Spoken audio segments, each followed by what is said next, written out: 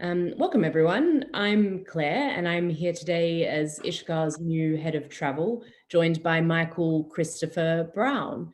We would have hoped to have had Horeb, Michael's friend and fixer for the DRC, join us today. However, sadly, he has been waylaid, so the format of the event will change slightly, just to focus on a conversation with Michael around his photography and his career as a photographer and his time in the DRC.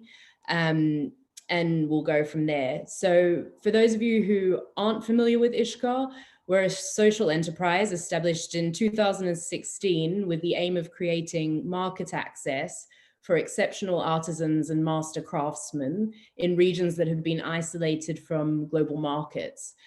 Since then, we've evolved to incorporate travel as well as events and storytelling with the aim of challenging one-sided narratives of the countries in which we work and to help shine a spotlight on regions that are too often only heard about in the news. Drawing on our years of experience working in regions perceived to be off limits to foreign tourists, we provide small groups of curious and critically minded travelers with access to extraordinary yet rarely visited parts of the world. Our groups are accompanied by leading masters in fields ranging from photojournalism to conservation, and we travel with masters to engage more deeply with the places we visit and to leave the trip with new skills and perspectives as well as memories. So having said all that, this is the point at which I should introduce Michael, who joins us today. Michael will be hosting a small group, well, two small groups of travelers to the DRC in early 2022.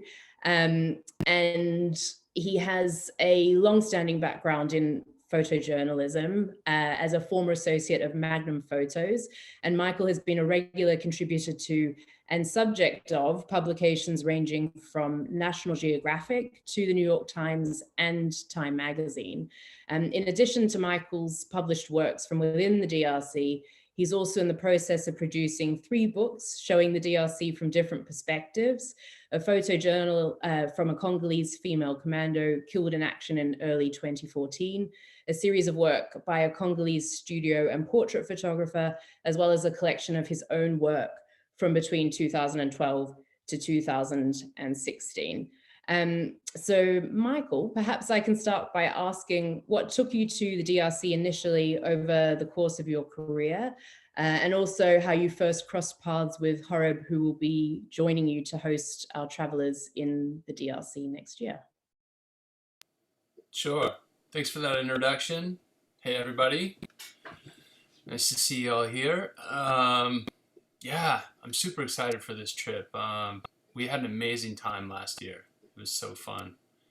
And the length of the trip was about the same. I think it was like 9 or 10 days. So we're doing more or less a similar trip this next year, going to some of the same places and then a few new spots too that we found on the last trip that are really exciting. Yeah, let's see, I guess it was like 9 years ago. The first time that I was in DRC is also when I met Horeb, where so I ended up there from an assignment that I was doing for Time magazine that was about mobile technology and the minerals that were used in creating these cell phones and computers and other things. And so yeah, I was there. The job was like a week and a half, couple weeks long, and then I decided I would stay longer after meeting Horeb and a few other people and just learning so much about the country from them. And that was my first time. That trip, where I was also in Uganda, Rwanda, that was my first trip into Central Africa, and I was just amazed. I mean, I just fell in love with the place and its beauty and just the energy of the place. It's incredible.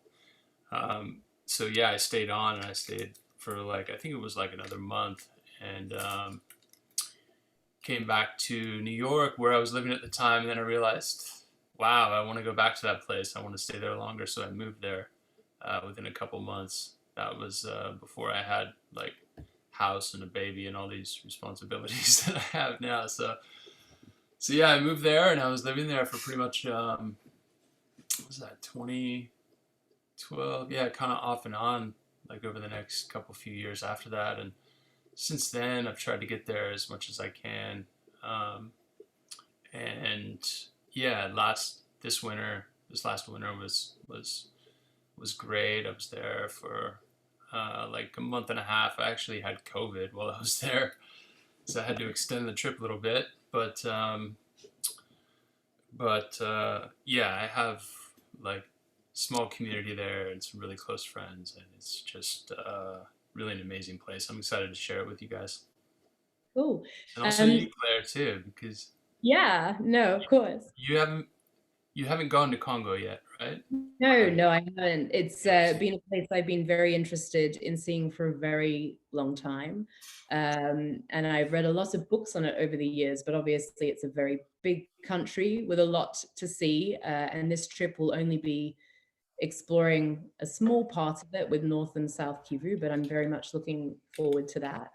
Um, but Michael, I actually wanted to go back to something that you just mentioned around what first took you to the DRC. You mentioned it was an article looking at minerals that were being mined for use in technology, including mobile phones, correct?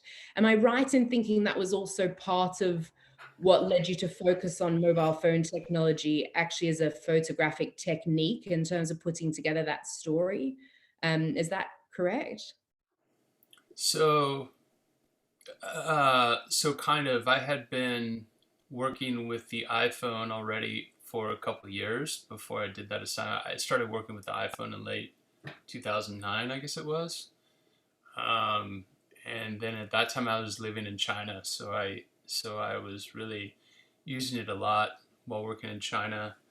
And yeah, before just a few months before I ended up in Congo, I got a call from a photo editor at the magazine who said, "Hey, we're having a special issue about mobile technology, and we have all these articles that we want to shoot with a mobile phone, and I want you to shoot them.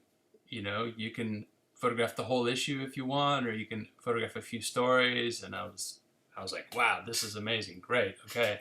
So I looked at the stories, and yeah, I chose a few stories in Africa, and I proposed this one as well. So yeah, I was on her radar, Kier Pollock's radar at the time, because I had already been using the phone quite extensively. Okay, so Yeah. just speaking of the photos taken with the phone, I know we've got a few of your images to discuss this Okay. evening. So we'll just start, I think, with the first shot of the kids on the plane in Goma. So just wait for a minute for that to pop up on the screen so everyone can see. But I know from having read a little bit of the background on that image, if I understand correctly, that was a photographic opportunity that you were waiting for a while, if I'm not mistaken. Just in terms of the fact that the planes made an interesting photographic subject, but because it was part of a military installation, it wasn't really that practical or possible for you to get there. So I'm curious just for you to talk a little bit through this image and also your use of the mobile phone in putting it together. And also, I know I've read a bit about Horeb's involvement, who will also be traveling with us in the DRC next year. And in terms of him being there with you and his own thinking around the story behind the kids playing with these planes and how they were moving them around after Nyiragongo erupted. Yeah. So this was an incredible situation, and we were super fortunate, lucky to um, photograph this. So yeah, there had been from the in Congo, in the eastern part of Congo, in Goma, which is kind of the big sort of capital city of the eastern part of the DRC. There's Goma Airport, and at Goma Airport years ago, they had all these planes that had been just either abandoned or impacted by the volcanic eruption of Mount Nyiragongo nearby. And Horeb actually has a really amazing story about this that is on my website, and also this recent article for The Guardian, I think, also has part of the story. But essentially, he was living in the neighborhood nearby, and so when the lava was coming down the mountain, it flowed into the airport. So he he and a bunch of other Congolese, they decided that they would try and move one of these newer planes out of the way of the lava. So there were like hundreds of people moving this plane, and he had a close childhood friend who had a dream of being a pilot, who was never able to do that because just didn't have the money to go to school, and they didn't have the school um, nearby that he could go to, and there were all these complications. But they lifted him into the plane, and he actually steered the plane while they moved the plane out of the way of the lava. But so over time, these planes sort of became a part of the airport landscape. They were also part of this military installation where the military would just essentially walk around them, and they had equipment nearby. And with the M23 war in late 2012, the Congolese military, they abandoned the site. They were in another city called Minova down the road. So the UN was nearby, but they really weren't keeping an eye on the airport. So you know we had driven by these planes so many times in the truck, going from one place into the other, knowing that we could never get a closer look at them. And one day we're driving by and we see all these kids playing on the planes, and we're thinking, wow, like how is that possible? Because they're usually off limits. And so we parked the car and got out, and we nobody was watching the planes, and so we were able to just walk around and photograph them, the children as they ran through the planes and climbed all over them. And yeah, it was just such a magical moment, as often happens. Like I've seen this happen, not this exact situation, but situations like this that are just sort of magical and surreal, um, happen in places of conflict quite often, where society is kind of like flipped on its head. So things happen that you would never expect. Now, Congo these days, it's still, the eastern part of Congo is really an anomaly in Africa. There's, I mean, as I'm sure many of you know, this is more people have been killed in the Congo since the 90s than anywhere else in the world. Millions and millions of people killed, either from war while it's happening, or the effects of war, and just living conditions and everything. And actually, the area where the trip is taking place is nearby these sort of shifting front lines, but it's not super close to them, so we don't have to worry about um, being affected by them. But these conflicts are constantly like shifting and happening in the jungle because the Congo is so remote. And but there's a spirit that is that just that is very palpable among the Congolese, and it's this incredible energy and optimism that they carry, and that's what some of these images really represent for me at the end of the day, or what I get from them. Um, yeah. Anyway, I'm rambling. Yeah, well, I mean, it's interesting that you mentioned that spirit of optimism, and also the fact that, as these lines of conflict change, then no doubt in these different parts of the DRC, day-to-day life changes and people need to be adaptable, right? And this is, I think, also leads into one of the other interesting conversations we've had just with respect to ingenuity, not just in the DRC, but in anywhere in the world where you can't necessarily guarantee that you'll have the same resources or lifestyle from one day to the next. And I know that in talking to you about day-to-day life in Goma, and I guess as we go through the images, then we'll see different scenes that you've captured from around the DRC. But as they say, necessity is the mother of all invention. And while I haven't been to DRC yet, I did live for a decade in Africa, in Southern Africa, probably Africa for beginners in Botswana, so nothing too complicated. But they had a saying which was make a plan. And that tied into the fact that if you don't have the tools you need, you find something to make things happen anyway. And I know that one of the things you and I have discussed is the chukudus and these scooters that these guys in Goma have built in order to get around fuel shortages, the fact that motorbikes are expensive, and all of that. And I'm curious just to hear your thoughts on whether or not you feel that there's much of an appetite for stories about that side of life in the DRC. And also, I guess if you have any personal examples along those lines, where maybe you yourself might have even been challenged in terms of coming into DRC with a certain mindset and having that perspective shifted over your time there at all. Yeah. Yeah. Well, for one, the chickadoos are just these really amazing vehicles that the Congolese make with their hands. They are unique to the DRC.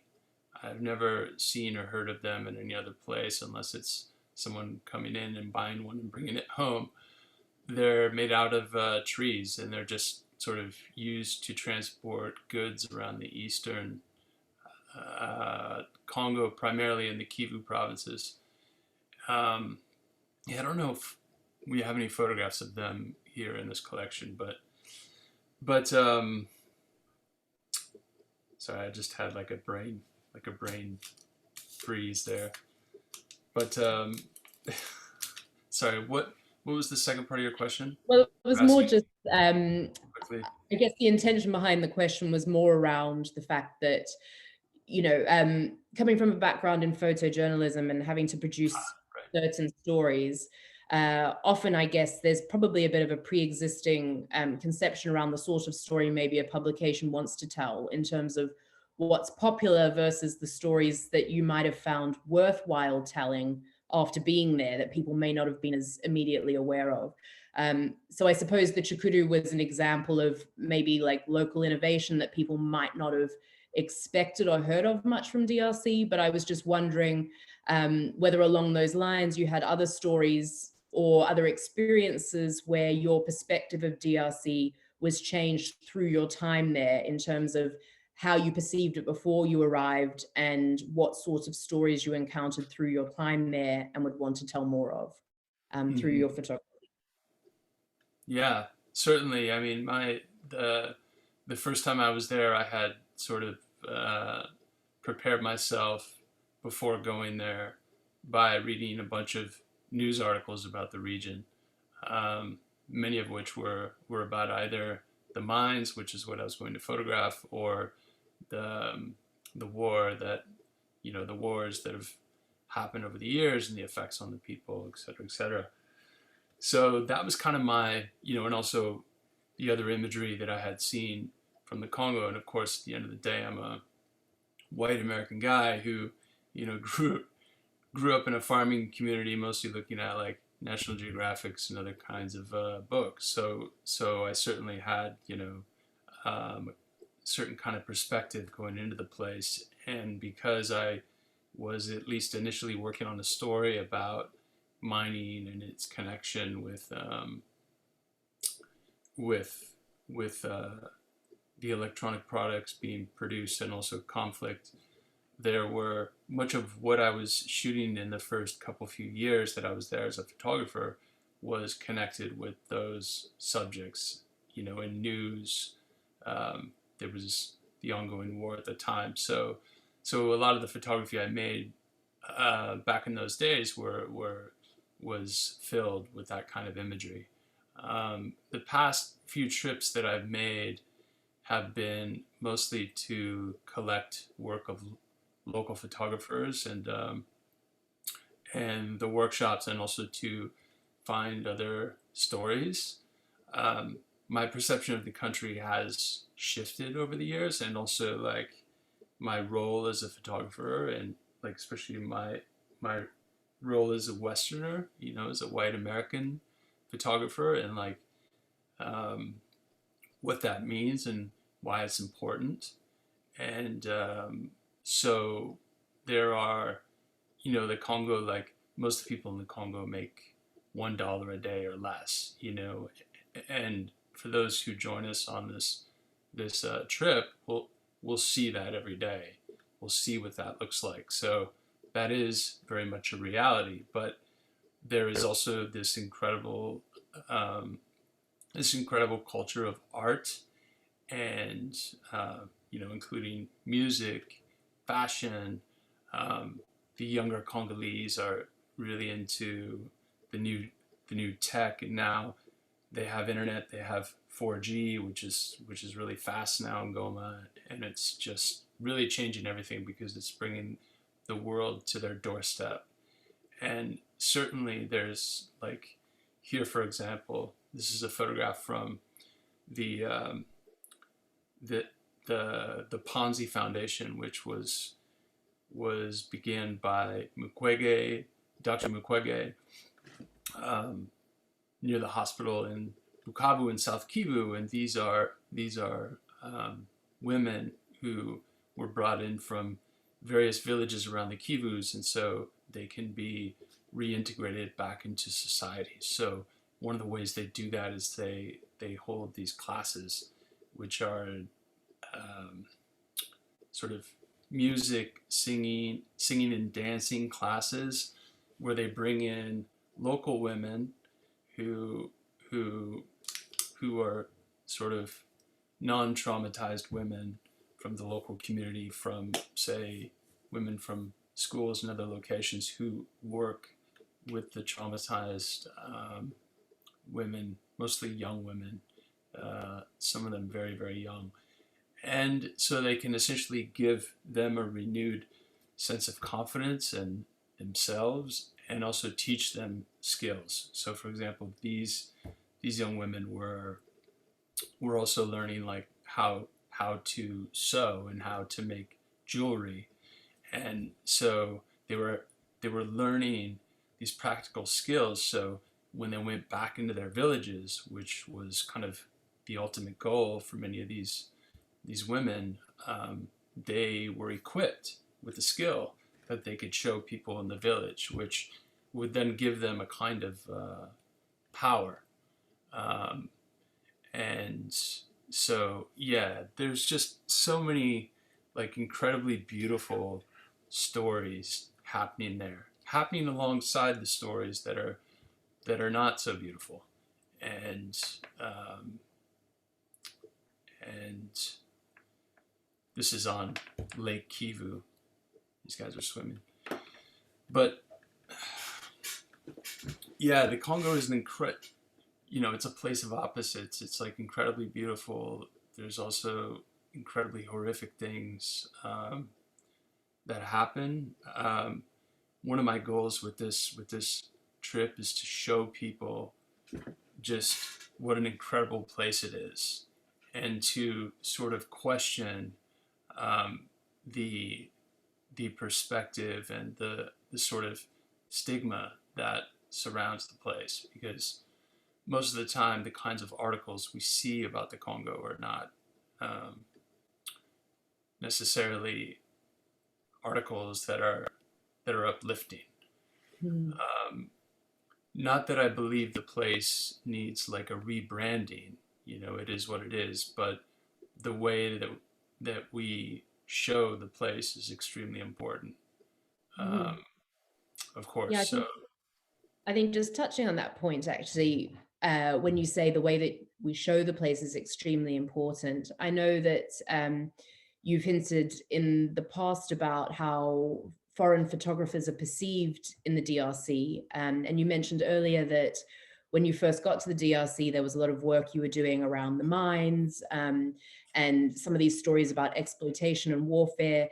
And do you feel that, I guess, that narrow narrative that kind of exists out there on the DRC had a big impact in terms of how you were received as a photographer by people in Congo, and how they felt about you being there and documenting their day-to-day life, and then how I guess they received that in terms of um, maybe feeling a certain way about what your motives were or how they would be perceived by the outside world as a result?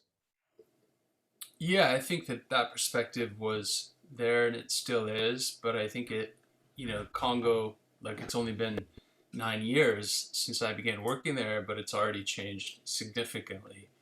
And I think a huge part of that is just the, the presence of the internet, and also the conclusion of the previous major war against the M23, and just the economic improvement, in conditions that are that are now shaping up in the Eastern DRC. And the change of government had a bit of an impact. There's newer roads in the east, and you know, but it's kind of like this maturation of the new generation, um, which has brought like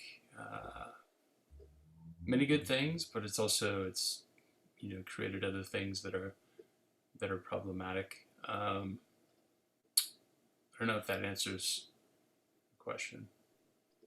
Yeah, I mean, a little bit. I guess the question was more in relation to, I suppose, maybe how your work as a photographer has perhaps become a bit more challenging as a result of there being a kind of, I guess, a narrow archive of work on the DRC in terms of subject and topic of conversation. And as you said, it doesn't need a rebranding, but perhaps there's room for a broader awareness of the other stories that do exist within that space of the DRC. You mentioned earlier that there's a really vibrant arts, music, photography scene, all of these things that you had been going to DRC in order to collect work of Congolese photographers. And I guess along those lines, I'm also curious to know if there are any Congolese photographers who you feel the world could know more about, actually, whose work has even influenced perhaps your perspective on DRC. Maybe a Yeah, I bit of think a question. yeah, for sure. Yeah, I can make a list of like some of the photographers who I follow from there, and who including the ones whose work I'm um, working with now. It's amazing. They in the DRC and Congo,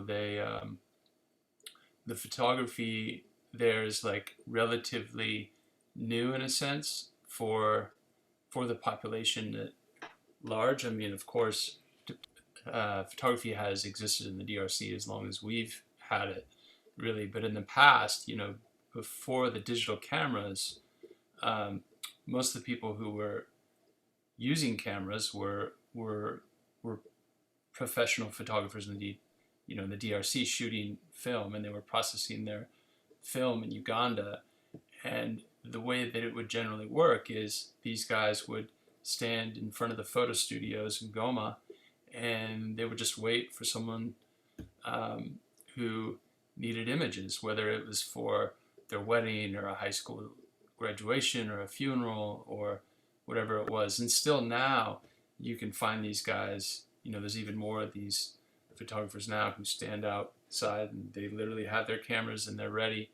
And they, when I was there over the years, I met like a handful of these guys, and they just have these incredible images that are from everyday Congolese life, that are that have really in large part like not been seen by the world, um, because they haven't had kind of the platform until now. Now we have Instagram and Facebook and all these ways that they can project their work. But this older work that was shot on film, for me, is also very special, because they're Congolese, and so they're insiders, but at the same time they're looking at their country with a special eye, Mhm. with a special lens. And there's always, I think, in pretty much every case, there's always an advantage to an insider being somewhere, but also an outsider being there. An insider has the inside view, and they speak the language, and they understand the culture, they live the culture, they are the culture, and so they can photograph it in a way that we as visitors, as outsiders, can't. And like, one example is many of the images that they have. You know, the images that I have helped them sort of make into like a photo book that we're trying to publish, as well as the images that are shot by the younger, more contemporary Congolese photographers. You see them photograph situations in a way where they're almost invisible because they're locals. So um, their work has a special feel to it, has a more intimate feel to it a lot of times. But there is also an advantage to having an outsider um, photograph a place. I mean, speaking as an American, I can say that I'm happy that Robert Frank came here and photographed. I'm happy that there's been a lot of other foreign photographers photograph in America because they could see things that inside photographers can't see. Um, and it's not about the skill; it's about the perspective. It's about um, just a lot of things. But yeah, and certainly the images that I a lot of the photographs that I've made in Congo have been for assignments or for some special projects. Like here, for example, this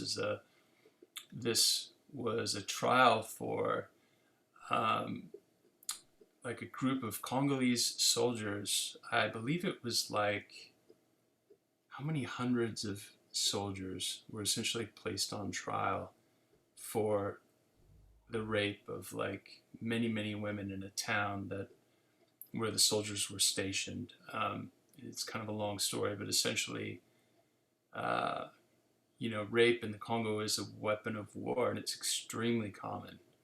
A lot of times it won't even go reported. A lot of times, especially in smaller places where the people have not been educated about the word rape and what it means. It's like part of the culture.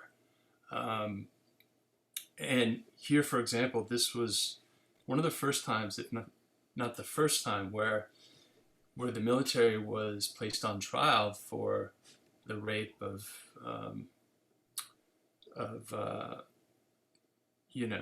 hundreds of women um, who had spoken out.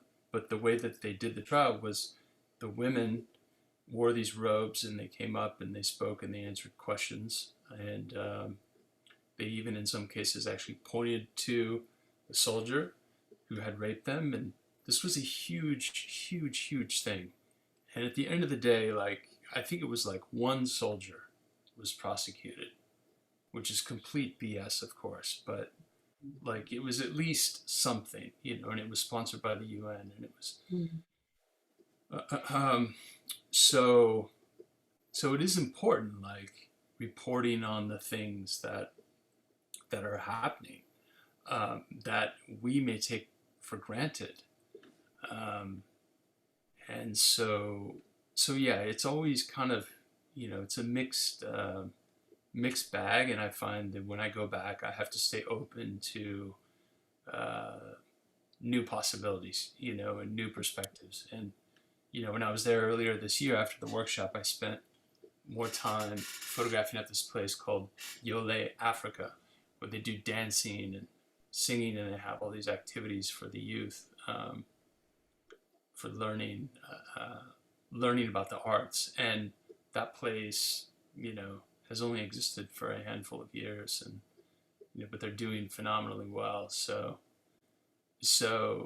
yeah, it is. If we present the place as a hopeful place, as a place where there is hope, that actually is more powerful than presenting a place as hopeless. Presenting a place as a place of war, as a place where there's extreme violence, and so yeah, I do carry. If I carry any responsibility, um, that is a responsibility that I carry. You know, I can't say that I always carried that. I think like much of my career, I've tried to photograph a place um, from just what I see in my heart and my awareness, whatever strikes me, whatever piques my curiosity. You know, a lot of these places are exotic for me. Again, coming from like a small town farming community, but now as I've gotten older, I do. Um, I mean, curiosity is important. Following intuition is important. I still have those things, but it is, you know, especially in the editing process where I'm looking at things multiple times, looking at photographs multiple times and deciding, okay, what kind of image am I presenting? And I think that was sort of that process that I go through now was really solidified over the past year with George Floyd and um, everything that's happened in America, that just really reshaped, just really opened me up, really. Um, and I think that happened for a lot of photographers and you know journalists and other people who Yeah. report on communities that are more disadvantaged. Yeah, I find it interesting. You mentioned you've raised a few things there. There was what you were discussing around sexual violence as a weapon of war. Also, the element of being an outsider somewhere like the DRC, and the value of the Congolese perspective to comment on Congo. And in terms of a common element there, I think. This is why it's a little bit of a pity that Horeb can't join us this evening to talk directly about his own experience. But what I really do appreciate about the fact that you'll both be there together in DRC is, you grew up in the US, having spent a couple years in the DRC. Horeb grew up in the DRC and now has spent a couple years in the US. And both of you have that ability to actually see each other's cultures from a different perspective and to bring that to how you approach looking at the DRC. And one of the things that I think is quite remarkable about this trip that we have planned through the DRC is that even though we're only looking at these two very small regions of the DRC, there's such a diverse cross section of people and communities within that space. So Mm-hmm. coming back to the point about the sexual violence, and you mentioned Dr. Mukwege earlier, who's actually won a Nobel Prize for his work to campaign to end sexual violence as a weapon of war. There's been that opportunity created for people to learn more about that through travel to the DRC, to understand that things aren't black and white, that there is more than one side to these stories. But at the same time, I know there was the image earlier of the Mbuti, the hunter-gatherers who live in the forest, who've also faced their own persecutions from central government in DRC.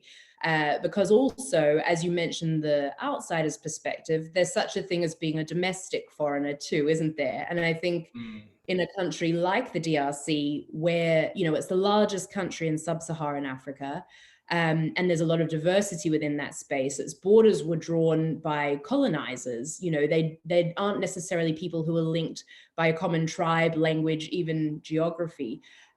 So clearly, even if you're Congolese, you can't easily speak for all Congolese when the country's so huge, and for practical purposes, it's not so easy to traverse one side to the other.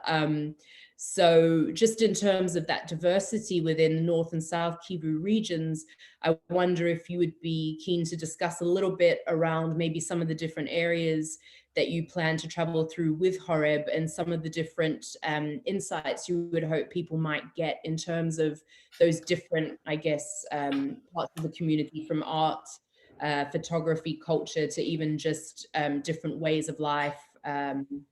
And that sort of thing. Well, we've got the suppers here too, so maybe that's a nice introduction. Kwame, he is very, very well known, Sapur in Goma. There's not many Sapurs in Goma, but you know, Lasap is like this cultural movement that sort of grew out of the western part of Congo and in the Republic of Congo. There's a lot of them too. You guys may have seen the Guinness advertisements with these guys a few years back.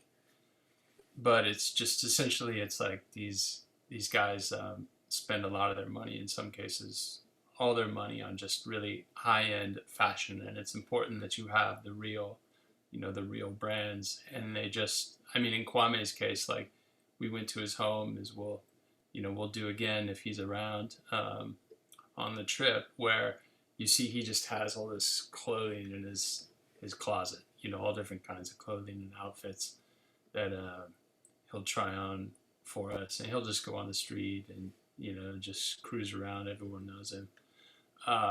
Yeah, it's meeting characters like this in the trip that that are going to make the trip. Besides our connection and everything, and knowing each other and learning more about photography in the region. Mukwege is another like huge part of the trip. Meeting him and seeing his operations at the hospital and understanding like what he's done for the local communities, and just how he's this living hero, Nobel Prize winner, into just like, the trip is really cool because we go around Lake Kivu, part of Lake Kivu at least. Half of the lake is on the Rwanda side, but and in that we cover cities, Goma and Bukavu, and we cover smaller towns like Minova. We cover little villages, where you get a sense of like village life and what the conditions are like, that are more cut off from the services in the city. This is actually at Mukwege's orphanage at the hospital, where many of these kids are the children of women who have been affected by the war and various other things. But yeah, we really try and, with the trip, really try and like show, the diverse sort of beauty and complications of the Congo. So, I mean, one of the highlights of the Congo for me, every time I go, I try and hike the volcano, Mount Nyiragongo, which actually just had an explosion in May, which is somewhat rare. The last time it blew up was 20 years ago almost. But the lava lake is already back, so we camp right on the caldera, on the rim of the volcano, and you literally sleep a few steps away from this incredible view, looking down like hundreds of meters and seeing the largest lava lake in the world on one side, and then on the other side you see Goma and the lake, and it's just mind-blowing.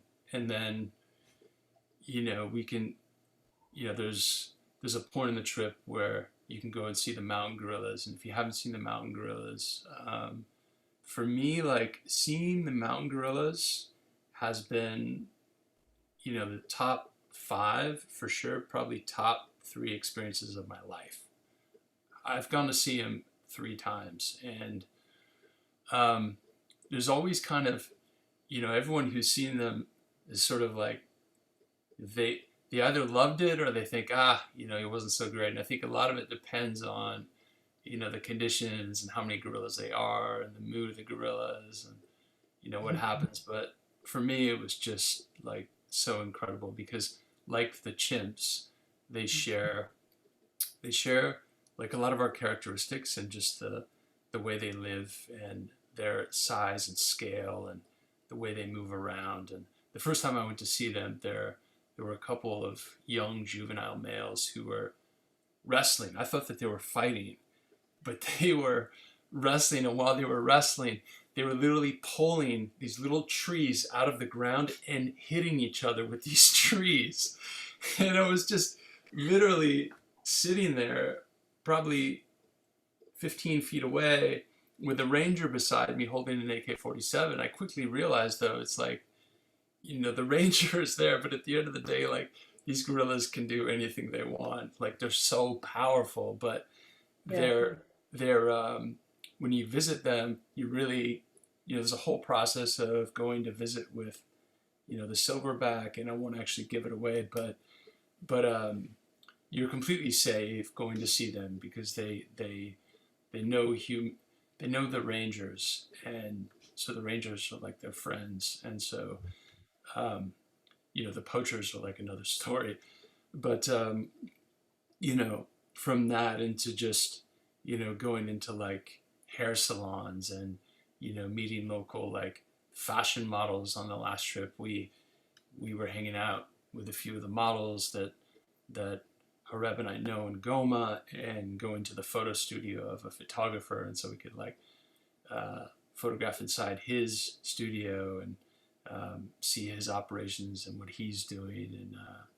And a few of these guys are like super successful now and selling prints internationally. And Yole Africa is another place where we see the dancing and the music and see them perform. And yeah, there's just like, and always as we go along, things happen that we can't plan for.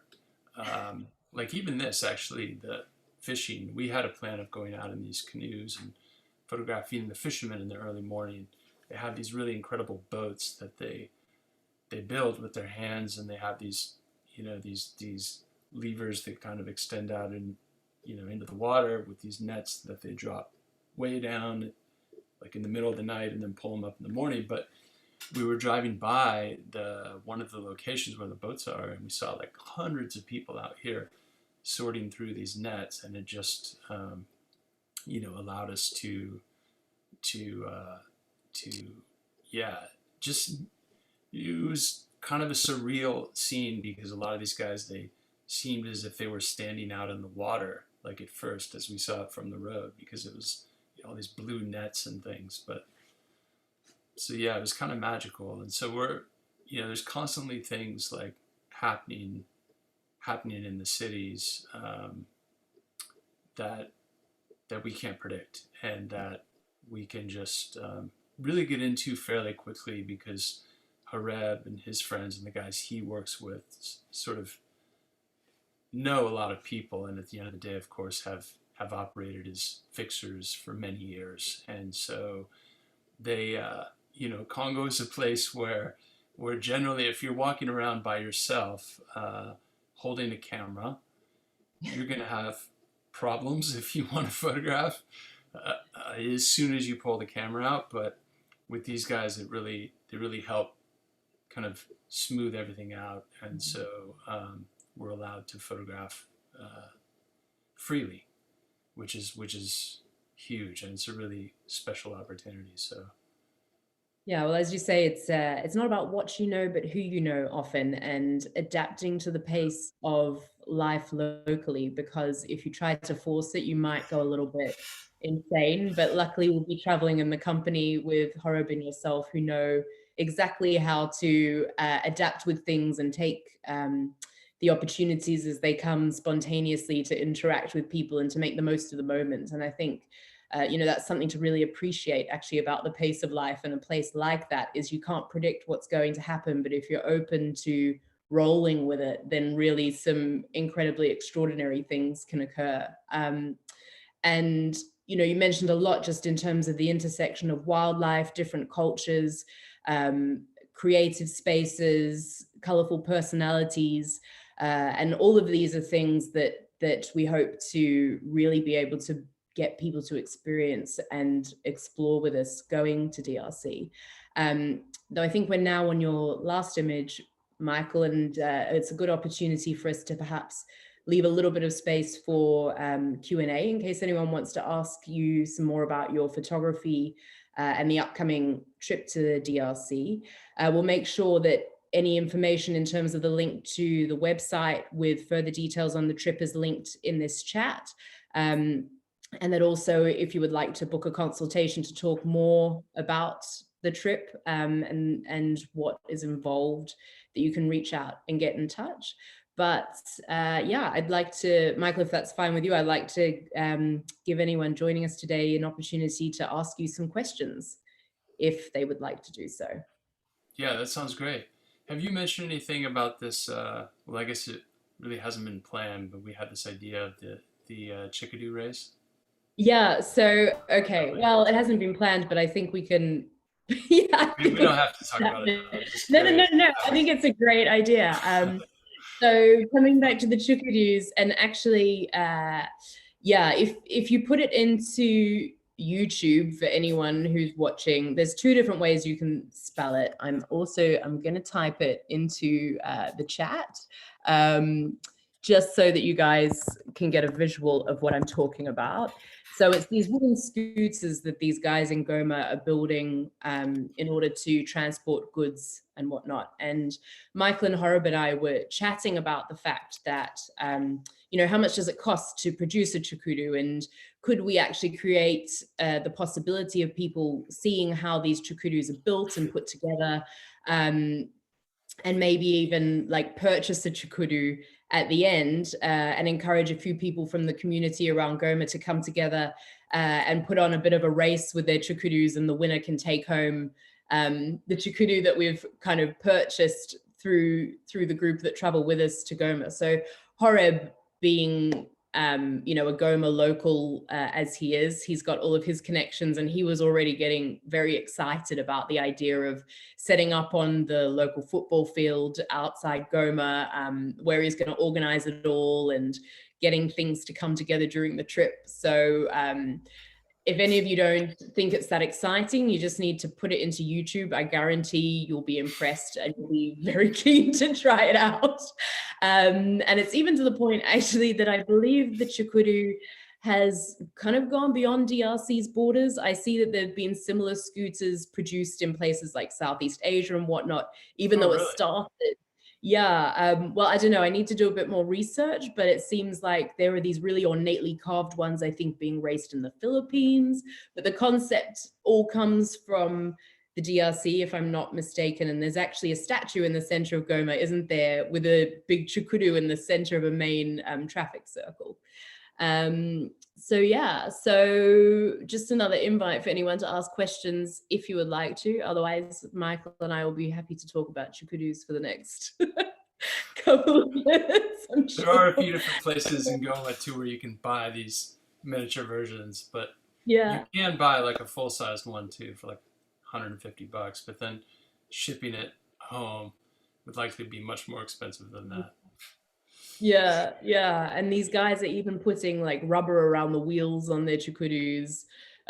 Some of them even have like suspension systems all set up. So it's quite a cool little local innovation that's kind of been born out of necessity for getting goods transported from A to B in Goma, isn't it? And we've also discussed, just again over the course of the trip, what opportunities there might be for you mentioned the gorillas.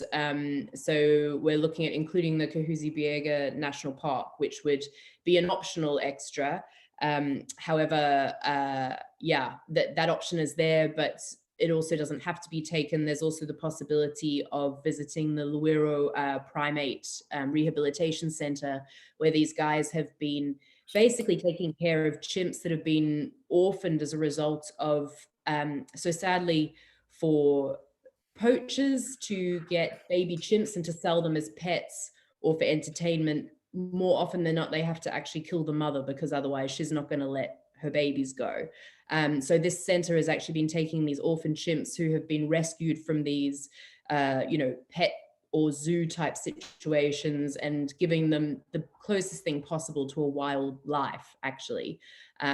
So that will also be something else that we'll be exploring the possibility of including as well. But yeah, it There is seems like you guys. also like all depending on the security at that time. Virunga Park has a lodge that is um, located like an hour drive or so from Goma that has been closed for quite a while because of the security there. But if it improves by the time we get there, there's also a gorilla orphanage there, which one of the photographs that we showed today of this man, his name is Andre.